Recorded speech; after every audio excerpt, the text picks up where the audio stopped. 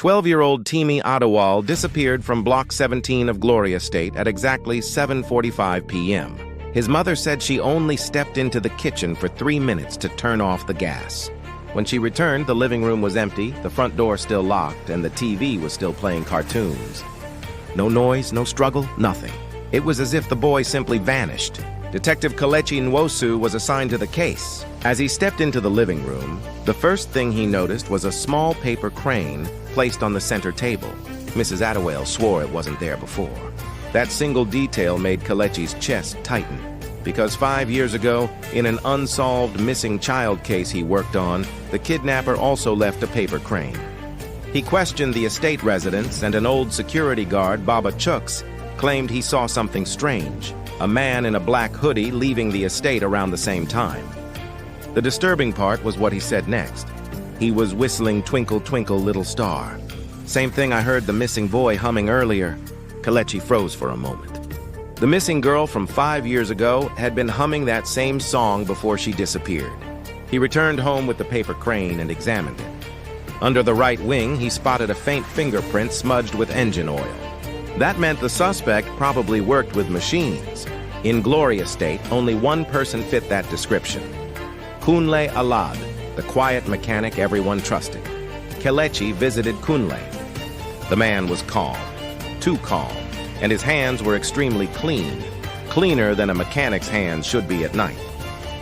When asked where he was during the disappearance, he simply smiled and said, "I was watching football, alone. No witnesses, no proof, just a soft smile that didn't reach his eyes." Late that night, something pushed Kelechi to return to Kunle's house alone.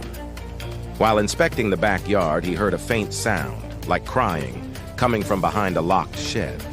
He broke the lock. Inside was a small hidden room covered with drawings of paper birds, children's sketches, and in one corner, a small blue backpack.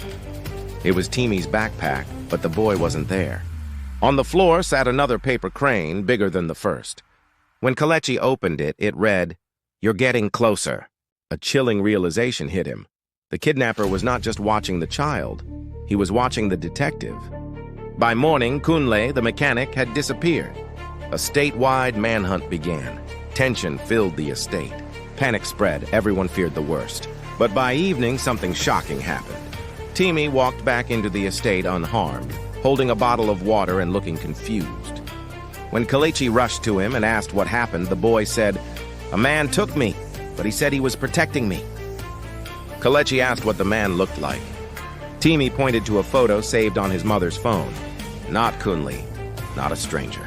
He pointed at Uncle Segun, Mrs. Adewale's younger brother, who supposedly hadn't visited in months and was declared missing 5 years earlier.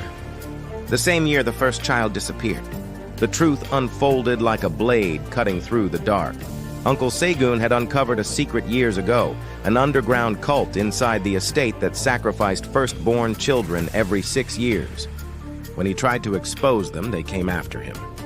To survive, he vanished and started hiding targeted children before the cult could reach them.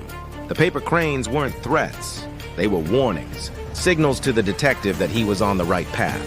Uncle Segun wasn't the kidnapper, he was the protector. And the real monsters were still living quietly inside Gloria Estate, pretending to care about the missing children, while waiting for the next sacrifice.